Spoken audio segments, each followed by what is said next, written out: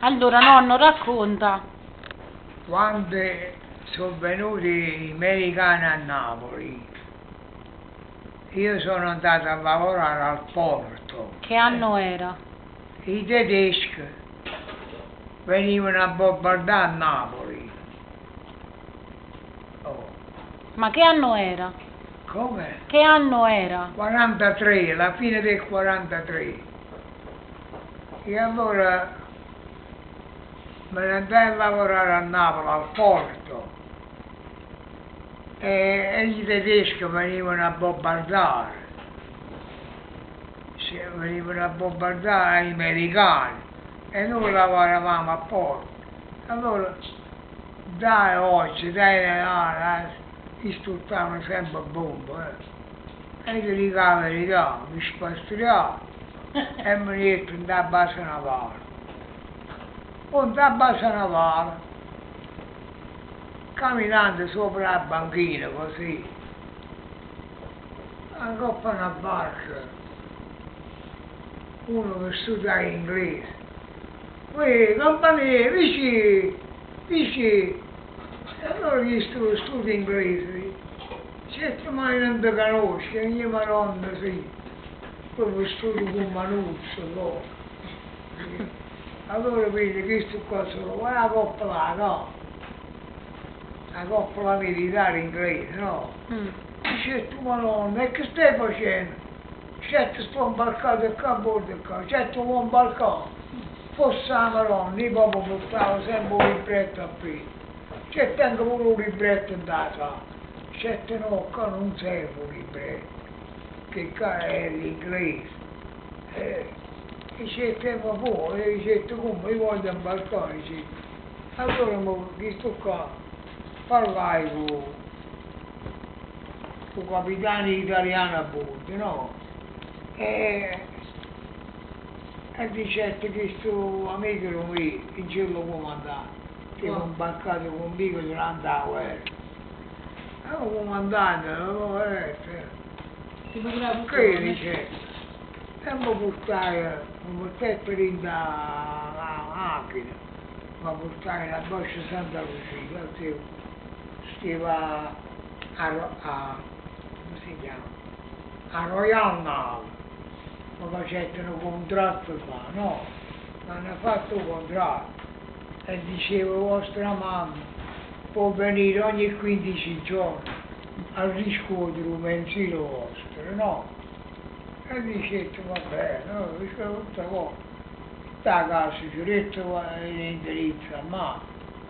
E allora, ecco là, è partito. E la prima volta fu Porto Danza, e là pure bombardavano, e tutti morti. Al fin quando a che arrivai a Livorno, allora noi liberavano tutti i porti che i tedeschi pigliavano in navi italiane e buttavano a fondo per non far entrare in nave americana. O stavano i guastatori americani che mettevano le bombe sotto l'acqua, facevano saltare sti navi, no? Che erano messe a fuoco. Poi a pezzi tiravano un po'. E noi ne facevano, andavamo sempre scandagliando. E loro stavano a Livorno, quando poi arrivavano a Livorno. E allora stavano scandagliando, allora ci dice, fuori a San Vincenzo, un paese dopo Livorno. Dice, qua c'è sta una nave italiana. Allora i setti c'è un comandante. Comandante, questa nave si chiama Fianone, Genova. Allora dice, comandante, come fai?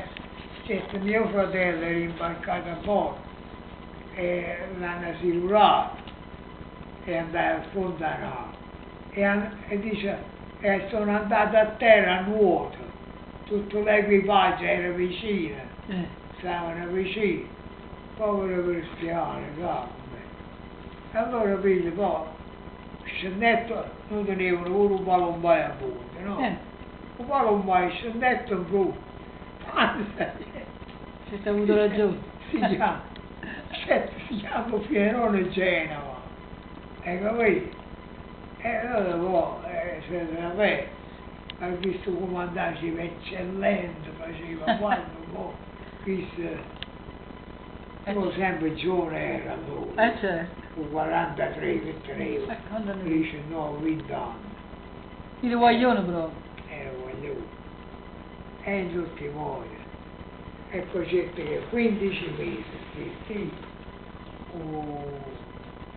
uno di Reggio Emilia, e un figlio, un marito, un frate della signora Michela Marcia, e che è rimasta vicino una vita fa.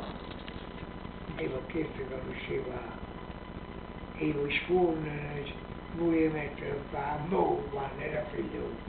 Ma di 15-16 anni, era bello. Allora? Si va in America Gio, Bello questo Guarda, racconto, guarda. nonno. Mi mandi un bacino? non No. mandi tu più No, no. No, no. Mi mandi un bacino. Manda un bacino. Ma però Manda un bacino. Sì, così. Vabbè,